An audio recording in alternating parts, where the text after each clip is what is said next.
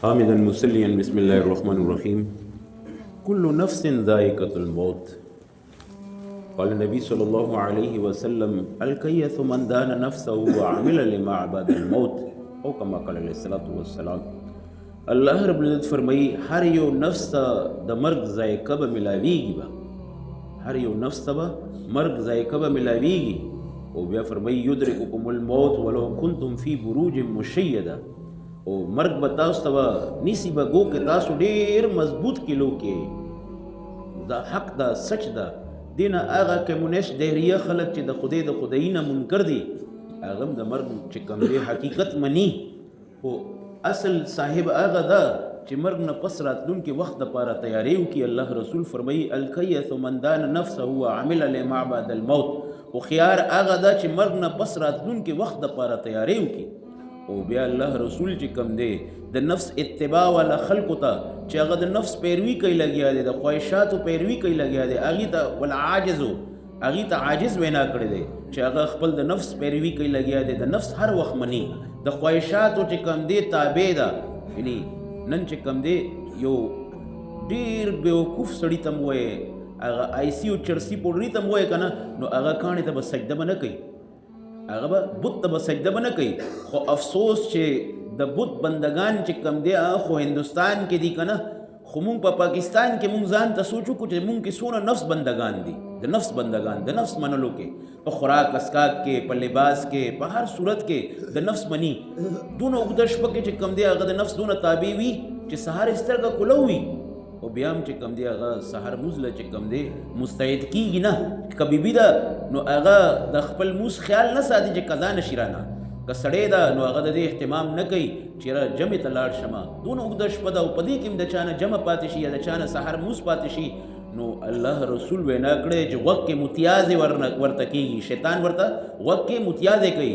نو حضرت شاه ولی الله محدث دهلوي رحم الله نه تپوس وکړو چا چې حضرت د دې نتیجه به آخر به صحیح به وی هغې له مرګ وخت کې به چې کم دی کلمه به نه نصیبېږي به. نو زما عزتمندو مرګ خو حق ده، سچ ده، دې کې هېڅ شک نشته. هغه ماشومان چې هغه د مشرانو مرګ وګوري نو هغه هم پوه شو چې یاره لاړو، اوس واپسي نشته قبرستان ته لاړو. که دلته ډېرو ځمکو مالک و، که ډېر لوی کاروبار مالک و، که هغه ډېر مال حال والا و، خو اوس لاړو. نو زما عزتمندو دا تګ چې کم دی حق ده، سچ ده، خوش نصیب هغه ده چاله د دې تګ احساس ده او د دې تګ دپاره چې کم دی تیاری کوي لګیا دی، د دې دپاره تیاری کوي. اول تیاری د دې چې کم دی 15 وخته موز پابندي ده، اول تیاری هغه موز پابندي ده چې بهی کم ځای کې یو نو موز اهتمام وکړو.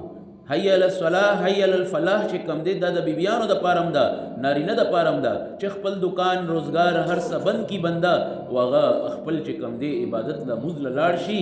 هغه کس چې کم دی کامیاب ده، هغه هوښیار ده، هغه اکټیو ده، همغه چې کم دی ځوان زلمې د عبادت دپاره تیاری کوونکې ده. ځکه دا دنیا چې کم دی مزرعة الاخره ده، دا د آخرت کروندې ځای ده. په دې ځای کې څونه کرونده مونږ وکړو هغه به آخرت کې هر څه به ملاویږي به. خو که دلته ونه کړو نو به نه ګو کې قبر کې ډېر وخت به یې الله په علم کې دی تر قیامته پورې څونه وخت ده چې الله رسول وینا کړی چې یو کلمه ګو پورې هم به قیامت به نه راځي. زموږ مشران کالونو چې کوم وفات شوي دي 100 کاله مخکې، 80 او 90 کاله مخکې، هغې سره څونه وخت ده. خو هلته څوک سبحان الله چې کم دی د چا هغه کامیابه نه ده، هغې ته سبحان الله ویل نفع نه ده، الحمدلله ویل نفع نه ده، او نه هلته ویل ده. هلته خو جزا ده یا سزا ده، بس فقط جزا ده یا سزا ده. په قبر کې چې کم دی کړکۍ د جهنم یا د جنت ده، او د هغه ځای نه چې کم دی بنده له خپل جزا اښکاري. او بیا الله رسول وینا کړی دی چې القبر روضة من ریاض الجنه و حفرة من حفرة النار. دا قبر د جهنم د کندو نه یو کنده ده او جنت د باغونو نه یو باغ ده. الله زمونږ ستاسو قبرونه چې کم دی هغه جنت د باغونو نه باغ جوړ کړي. الله به جوړېږي چې 15 وخته موز پابندي وکړو، قرآن ځان سره یوسو، بهترین ملګری، نه مور پلار سره اولاد ځي نه اولاد سره مور پلار ځي. فقط چې کم دی بهترین اعلی ملګری چې کم دی هغه قرآن ده چې بنده سره چې کم دی قبر ته ځي. نو زما عزتمندو الله مونږ تاسو ته هوښیاري ورکړي چې هوښیارۍ څه ده چې مرګ نه پس راتلونکي وخت دپاره تیاری وکړو. آمین. الحمدلله رب العالمین والعاقبة للمتقین.